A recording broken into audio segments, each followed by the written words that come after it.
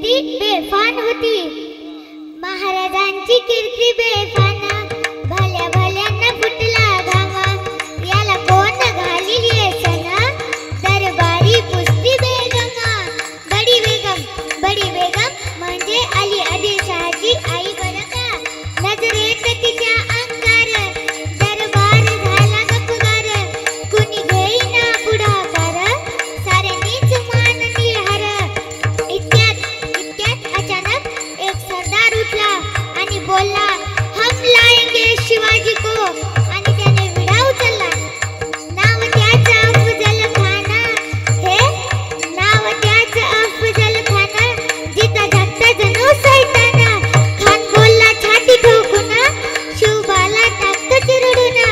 हैरबा कौतुक झाले दरबाराचे. खान निघाला मोठ्या गुरमीत.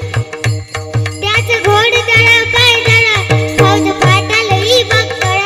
अंगी 10 हत्तीचं बळ, पाहणारा कापे जळजळ. वाटेत भेटेल त्याला चिरडी ठेशीत. खानाची सैना निघाली, गाव लुटली, देऊळ उद्ध्वस्त केली. आया बहिणींची आबरू लुटली. कोण रोखणार हे वादळ. आता शिवबाचं काय खरं नाही. इकडे निजाम, तिकडे मोगल, पलीकडे इंग्रज. जो तो हेच बोलू लागला. राजाची सैन्य मुठभर, खानाला कसा झोपणार. काय लढवावा होणार, चिंतेत पंत सरदार. महाराज आपला जीव मोलाचा आहे. खानाचं सैन्य अफाट आहे. त्याच्या समोर आपला टिकाव लागणं अवघड आहे. रायबा शिवबा